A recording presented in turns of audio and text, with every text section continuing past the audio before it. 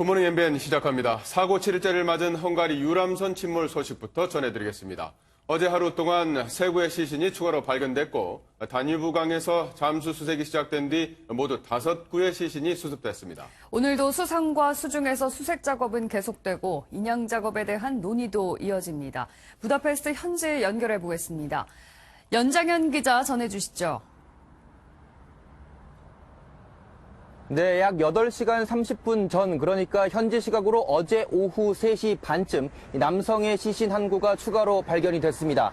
시신 발견 장소는 사고 지점에서 약 50km 떨어진 에르시 지역으로 인근에서 시신에 대한 현장 감식이 진행 중인 것을 저희 취재팀이 직접 확인했습니다. 정부 신속대응팀은 해당 남성이 20대 한국인이며 유람선 사고의 피해자라고 밝혔습니다. 앞서 현지 시각 오후 1시쯤 60대 한국 남성의 시신도 발견됐습니다. 시신은 사고 지점에서 강을 따라 남쪽으로 55km 떨어진 이곳 굴치 지역에서 헬기 수색 중 발견됐습니다. 검정 옷차림의 이 남성 역시 이번 사고의 피해자로 확인됐습니다.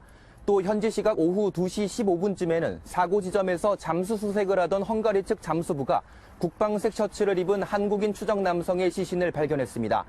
이 시신은 선체 창문에 몸이 반쯤 걸쳐 있던 것으로 전해졌습니다. 해당 시신까지 이번 유람선 사고의 피해자로 밝혀지면 공식 사망자는 12명으로 늘어나게 됩니다. 허블레아니호의 인양은 이르면 내일 대형 크레인을 동원해 시작될 것으로 보입니다. 한국-헝가리 구조팀은 허블레아니호 인양 전까지는 사고 현장에서 실종자를 찾기 위한 수중 수색을 계속할 계획입니다. 지금까지 부다페스트 다뉴브 강변에서 MBN 뉴스 연장현입니다.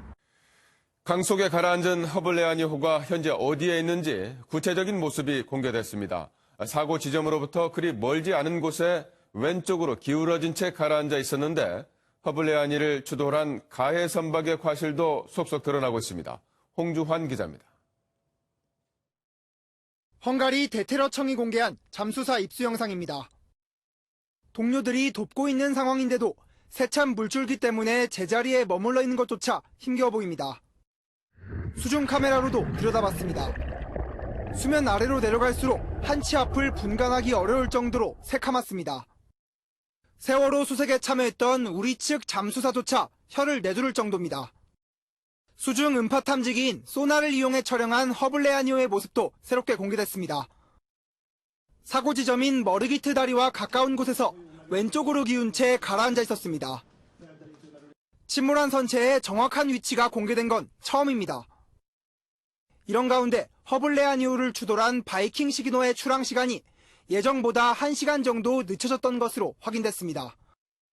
바이킹 시기노의 선장은 헝가리 법원 구속영장 실질심사에서 출발 시간이 늦어져 서둘렀다고 진술한 것으로 알려졌습니다. 선장이 배 도착 시간을 맞추려다 규정 속도를 어겨 사고로 이어졌을 가능성이 제기됩니다. 또 추돌 전 허블레아니호를 향해 경고 교신도 보내지 않은 것으로 알려져 바이킹 시기노 측의 과실이 점점 뚜렷해지고 있습니다. MBN 뉴스 홍주환입니다. 국회 정치개혁특별위원회는 오늘 제1소위원회 회의를 열고 패스트트랙으로 지정된 선거법 개정안 처리 일정 등을 논의합니다. 오늘 회의는 4월 말 여야의 패스트트랙 충돌 이후 처음 열리는 것으로 자유한국당 소속 위원들의 회의 참석 여부는 불투명합니다. 패스트트랙 선거법 개정안 처리에 대한 논의와 함께 이번 달 30일로 만료되는 정개특위 기한 연장에 대한 의견을 주고받을 예정입니다. 만취 상태로 귀가 시간이 늦은 것을 나무라던 남편을 부인이 흉기로 찌르는 사건이 발생했습니다. 경찰 조사에서 부인은 범행 당시 기억이 제대로 나지 않는다고 주장하고 있습니다. 김보미 기자입니다.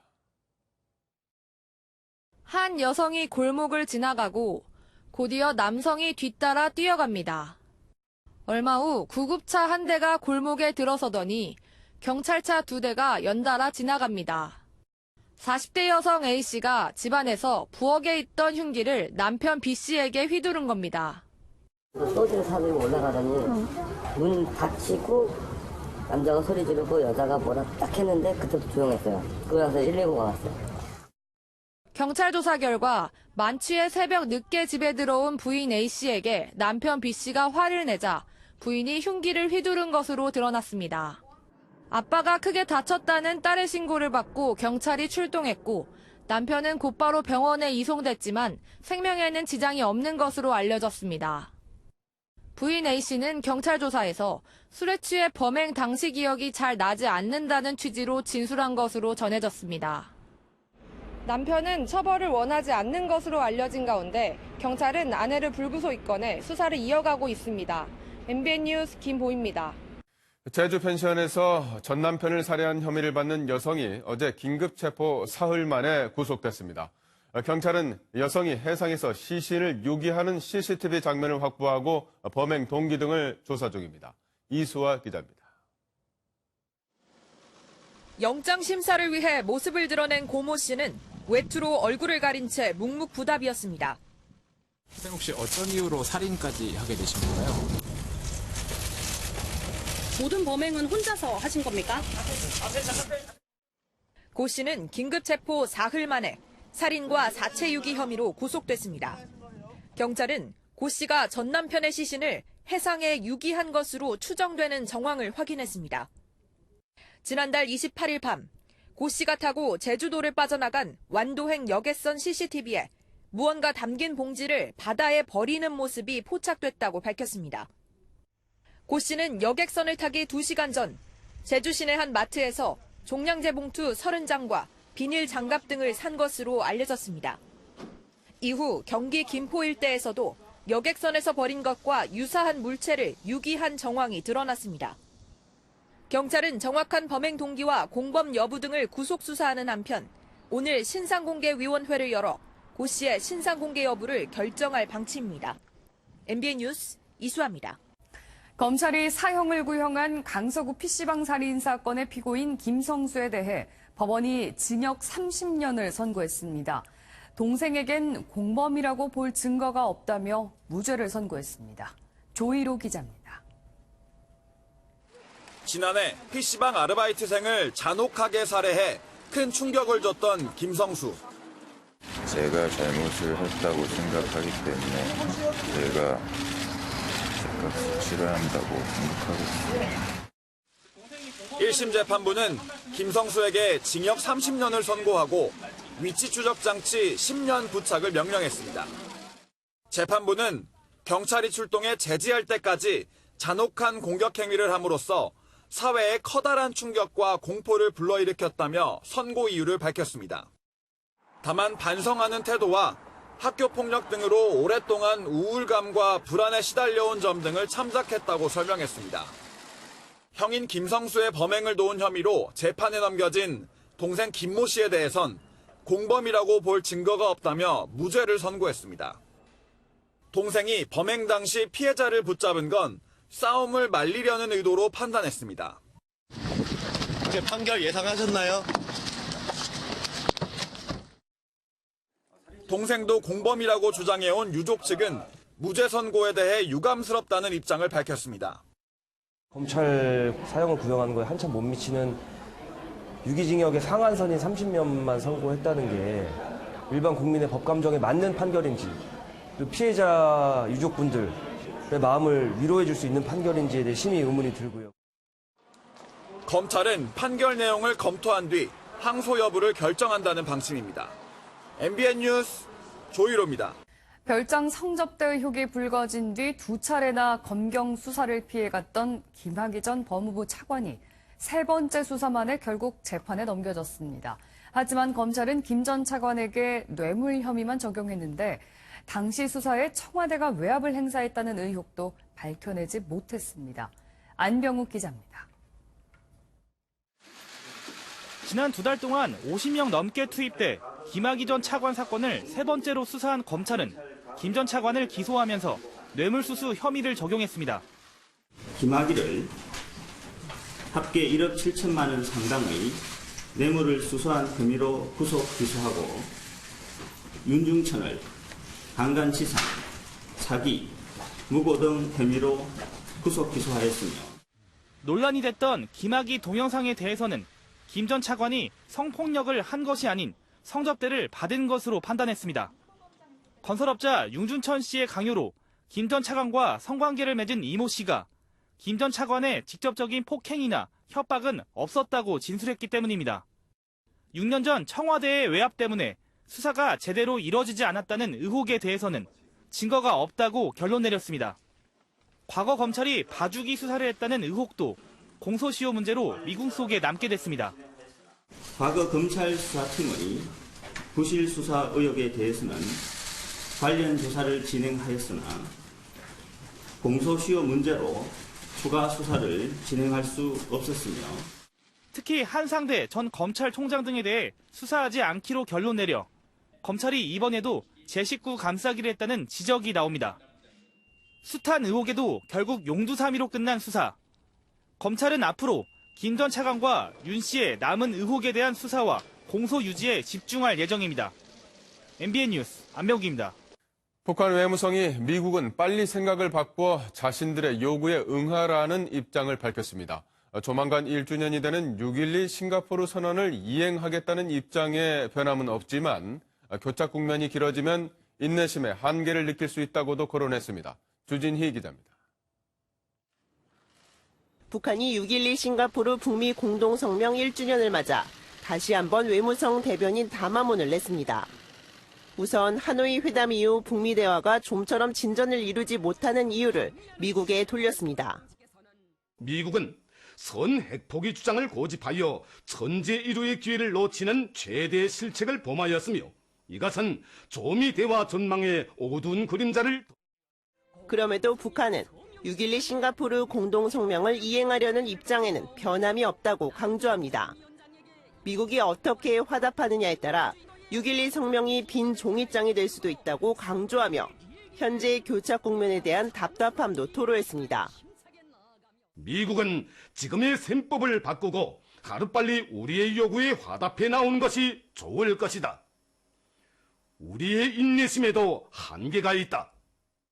6.12 공동성명 1주년이 아직 일주일이나 남은 시점에서 북한이 이례적으로 담화문을 낸 배경에는 6월 한미 정상회담을 앞두고 미국의 태도 변화를 압박하기 위해서라는 분석입니다. MBN 뉴스 주진입니다. 무역전쟁을 벌이고 있는 미국과 중국이 이번에는 테난먼 민주화 시위를 놓고 다시 한번 날선 공방전을 벌였습니다. 중국은 미국 여행주의보라는 또 다른 대미 보복 카드를 꺼내들며 미중 갈등이 더욱 격화되고 있습니다. 신재우 기자입니다. 마이크 폼페이오 미국 국무장관은 성명을 통해 30년 전 일어난 테난먼 민주화 시위를 거론하며 중국을 비난했습니다. 당시 중국 공산당이 시위를 진압하는 과정에서 폭력을 썼다며 정치범 석방까지 촉구한 겁니다. 아킬레스건을 공격당한 중국 정부는 내정 간섭이라며 즉각 반발했습니다. 任何干涉中国内政、破坏中国稳定的企图，注定是要失败的。我们奉劝这些人好好照照镜子，管好自己的事情。 앞서 미국 유학 경계령을 발령했던 중국은 이번엔 미국 관광주의보라는 또 다른 대미보복 카드를 꺼내들었습니다. 중국 문화여유부는 최근 미국에서 총격, 강도, 절도 사건이 빈번하게 일어난다며 그 이유를 설명했습니다. 오는 12월 말까지 유효한 이번 조치는 표면적으론 여행주의보 형태지만 사실상 미국 여행 금지령에 가깝습니다. 미중 싸움이 유학, 관광, 테난먼 논쟁까지로 번지며 양국 갈등이 전방위적으로 확산되고 있습니다. MBN 뉴스 신재우입니다. 무려 4,500톤의 폐기물을 해외로 수출한다고 해놓고 바닷가에 그대로 버린 일당 30여 명이 해경에 적발됐습니다. 노승환 기자입니다. 운동화부터 식용유 통까지 폐기물이 산더미 같습니다. 공모 씨 등은 폐기물 배출업체 22곳에게 폐기물을 해외로 보내 처리해주겠다며 6억 7천여만 원을 받아놓고 평택항에 그대로 갖다 버렸습니다. 해경이 찾은 분량만 덤프트럭 200대 분량 4,500톤입니다. 일부는 육지에서 10km 떨어진 바다 위 바지선에 몰래 쌓아놨습니다. 본래 수출 폐기물은 불법 처리를 막기 위해 환경부에 전산 등록하게 돼 있습니다. 하지만 공씨 일당이 석 달이나 폐기물을 항만에 쌓는 동안 평택항과 정부 어디도 이들의 등록 여부를 따지지 않았습니다. 항만에는 운영하는 게 민간인입니다. 항만 임대를 해서 그런 부분을 확인하지는 않습니다. 돈만 챙기고 버린 폐기물은 누가 언제 치울지 기약이 없습니다. 해경은 수사 과정에서 또 다른 폐기물 무단 투기 정황을 확인하고 현재 전국 주요 항만에서 수사를 확대하고 있습니다. MBN 뉴스 노승환입니다. 요즘 많은 소비자들이 배달 앱을 통해서 주문하다 보니 자영업자들이 배달 앱에 한 달에 내는 돈만 평균 84만 원에 달합니다. 그런데 정작 배달 과정에서 사고가 나면 배달 앱 측은 나 몰라라 하는 게 대부분이라고 하는데요. 서영수 기자가 보도합니다. 서울에 있는 한 치킨 가게의 배달 주문 목록입니다. 배달의 민족과 요기요 등 배달 앱으로 들어오는 주문이 절반에 달합니다. 문제는 배달 앱을 통한 배달 과정에서 사고가 나는 경우가 적지 않은데 배달 사고가 나도 책임은 모두 점주 몫이라는 점입니다. 교통사고가 기본적으로도 나고 고객들이 허수 주문을 하는 경우가 있어요. 배달 앱 측에서는 본인들은 그냥 말 그대로 중개만 했으니까 책임이 없다. 실제 배달 앱 과실로 피해를 본 적이 있는 자영업자 70% 이상이 별다른 보상을 받지 못한 것으로 조사됐습니다. 배송이나 반품과 관련된 기준이 없는 경우가 대부분이기 때문입니다. 자영업자들이 배달앱 이용료로 월 평균 84만 원씩 내면서 사고 위험 부담까지 떠안아야 하다 보니 결국 전반적인 배달 가격 인상으로 이어지고 있습니다. 배달 앱을 많이 쓰다 보니까 배송료나 전반적인 가격들이 올라서 사실 소비자 입장에서 조금 부담이 되는 면이 있는 것 같아요. 3조 원 규모로 성장한 배달 앱 업체 측이 보다 책임감 있는 자세로 공정한 거래 관계 구축에 나서야 한다는 지적입니다. MBN 뉴스 서영수입니다. 부산의 한 대학 총장이 논문을 마치 복사한 것처럼 표절했다는 소식 전해드린 바 있는데요. 또 다른 논문에서도 표절 정황이 추가로 포착되는데 학내윤리위원회가 이 문제를 제대로 처리할지도 의구심이 제기되고 있습니다. 박상호 기자가 단독 보도합니다. 표절 논란에 휩싸인 부산의 한 대학 총장이 지난 2014년에 쓴 논문입니다. 이보다 3년 전인 2011년에 대한경영정보학회에 실린 논문과 비교해봤습니다. 서론부터 똑같은 문장으로 시작합니다. 형광펜으로 칠한 부분이 표절이 의심되는 문장인데 이런 게 수두룩합니다. 표절 검사 프로그램으로 확인했더니 174문장 가운데 144문장이 같다고 나옵니다. 거의 창작이 없다 봐야 되는 거지. 그 정도 수준 같으면 대학윤리위원회는 총장의 석박사 논문도 검증 대상에 포함하는 방안을 검토 중인 것으로 알려졌습니다. 하지만 대학 내부에선 회의적인 반응이 나옵니다. 윤리위원회를 주관하는 부서장도 총장과 같이 표절 의혹을 받는 교수로 알려졌습니다. 제대로 조사가 될런지 의구심이 들고 이 정도 사항이라면 윤리위 결정 전에 책임을 보이는 것이. 대학 측은 기존 윤리위원회와는 다른 별도의 논문위원회를 구성해 외부 교수를 위원장으로 선임했다며 이번 조사는 전혀 문제될 게 없다고 밝혔습니다. MBN 뉴스 박상호입니다. 삼성바이오로직스 분식 회계 의혹과 관련해 증거인멸을 지시한 혐의를 받는 이모 삼성전자 재경팀 부사장이 구속됐습니다. 서울중앙지법은 법원은 이 부사장의 범죄 혐의 상당 부분이 소명되고 사안이 중대하며 증거인멸 우려가 있다며 영장 발부 사유를 밝혔습니다. 다음은 굿모닝 월드입니다. 경주용 자동차가 아닙니다. 트랙터로 하는 이색 경주대회가 러시아에서 열렸는데요. 트랙터 랠리만의 매력을 느껴보시죠. 러시아에서 열린 트랙터 레이스 대회 현장입니다. 밭이나 논에서 볼 법한 트랙터들이 출발 신호에 맞춰 달립니다. 시커먼 연기를 내뿜으며 질주하는 트랙터들. 흙먼지를 가르며 진흙웅덩이도 거침없이 내달리는데요. 보는 것만으로도 흥미진진합니다. 자칫 위험해 보이기도 하지만 안전을 위해 일반 트랙터를 경주용으로 개조했다고요. 참가자들은 모두 레이싱 경험이 없는 평범한 농부들이라는데요. 운전 실력만큼은 전문 레이서 못지않네요. 얼마 전 미국 플로리다 한 가정집에 악어가 나타났다는 소식 전해드렸죠. 이번엔 피크닉 현장을 덮친 악어입니다. 화면으로 만나보시죠. 미국 플로리다주에 사는 이 커플은 최근 황당한 일을 겪었습니다.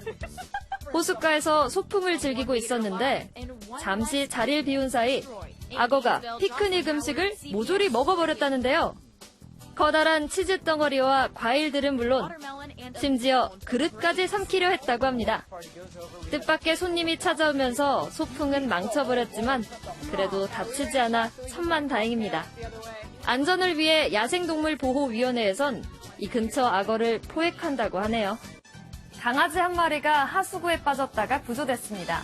이틀 만에 주인의 품으로 돌아가게 됐는데요. 그런데 이 강아지, 딱한 사연이 있는 강아지였습니다. 구조대원들이 하수구에서 강아지 한 마리를 건져냅니다. 온몸이 오물범벅인 상태. 어쩌다 하수구에 빠지게 된 걸까요?